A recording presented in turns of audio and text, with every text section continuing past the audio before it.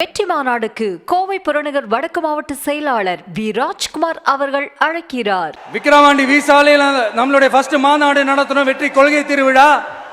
அதுக்கப்புறமே நீங்க பார்த்துருப்பீங்க, தமிழக அரசியல் அந்த தட்ப வெப்பத்தையே மாத்தினுச்சு. நமக்கு எதிராக எத்தனை குரல்கள்.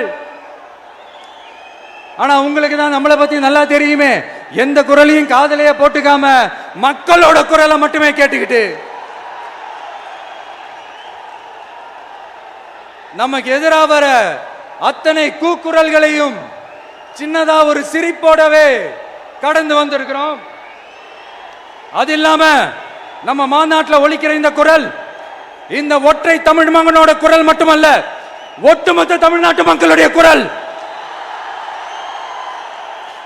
தமிழ்நாட்டில் இருக்கிற ஒவ்வொரு வீட்டில இருந்தும் ஒலிக்கிற குரல், ஒட்டுமொத்த உலகெங்கும் வாழும் ஒவ்வொரு தமிழ் வீட்டிலிருந்தும் எழும் குரல்.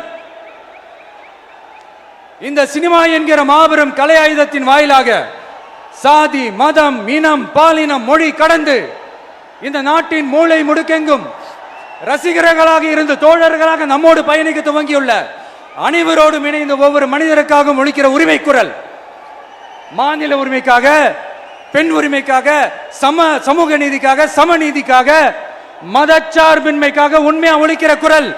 அதனால் இந்த குரலுக்கு எதிராக இன்னும் இன்னும் எத்தனை குரல்கள் வந்தாலும் ஓங்கி ஒலிக்குமே தவிர ஒரு நாளும் ஓயவே ஓயாது. Yes, it is an unstoppable voice, an unstoppable force.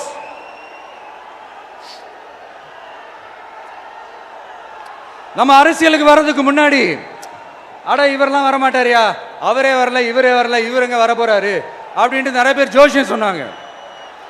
அப்புறம் நம்ம கட்சியினுடைய பேர் அறிவிச்சதுக்கு அப்புறம், பேரு தானே அறிவிச்சிருக்கிறாரு, மக்கள் கிட்ட பேர் வாங்கணும்ல, அதெல்லாம் முடியாதுன்னாங்க. அப்புறம் ரொம்ப முக்கியமா மாநாடுலாம் எவ்வளவு பெரிய விஷயம், அதெல்லாம் இவர் ஒத்தால எப்படி பண்ண முடியும், சும்மா பக்கத்தில் புஷியானதை வச்சுக்கிட்டு மாநாடுல எப்படி நடத்தி காட்ட முடியும், அதெல்லாம் அவங்களால முடியாது. அப்புறம் மழை பெஞ்சு எல்லாத்தையும் எடுத்துரும். ஏன், என் கூட இருக்கிறவங்களே கூட தான் சொன்னாங்க. அதுக்கப்புறம் என்ன நடந்துச்சுன்னு உங்க எல்லாருக்குமே தெரியும். இப்ப புதுசா ஒண்ணு சொல்ல ஆரம்பிச்சிருக்கிறாங்க. அது என்னடானா, ஆட்சியை பிடிக்கிறதெல்லாம் அவ்வளவு ஈஸி இல்லை இல்லையா.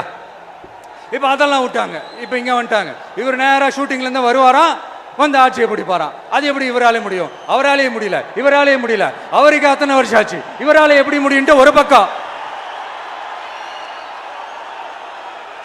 இன்னொரு பக்கம் கூட்டம்லாம் ஓகே தான், அது எப்படி ஓட்டா மாறும் அப்படின்றது இன்னொரு பக்கம். இப்படி கதை, திரைக்கதை, வசனம், இயக்கம், பாடல்கள்,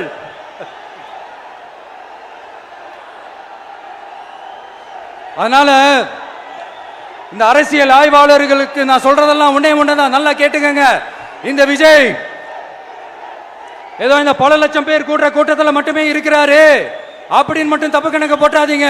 ஏன்னா நம்மளுடைய இந்த கூட்டம் வெறும் ஓட்டா மட்டும் இல்லைங்க, வரப்போற தேர்தலில் மக்கள் விரோத ஆட்சியாளர்களுக்கு நாம வைக்க போற வேட்டா, நம்மளை கோட்டைக்கு அனுப்ப போற ரூட்டா இருக்க போதுன்னு சீக்கிரமாவே தெரிஞ்சுப்பீங்க. ஏன்னா கோடிக்கணக்கானவங்களோட ஹார்ட்லயும் வீட்லயும் ஏற்கனவே ஆல்ரெடி உயிரா, உணர்வா, உறவா இருக்கிறோம். நம்மளுடைய கனெக்ட் எல்லாம் வெறும் மக்களோட மட்டும்தான். நாம யாருன்னு அவங்களுக்கு தெரியும், அவங்க யாருன்னு நமக்கு தெரியும். நாமளும் நம்ம மக்களும் எப்படி இருக்கிறோம்னு எதிரிகளுக்கு நல்லாவே தெரியும்.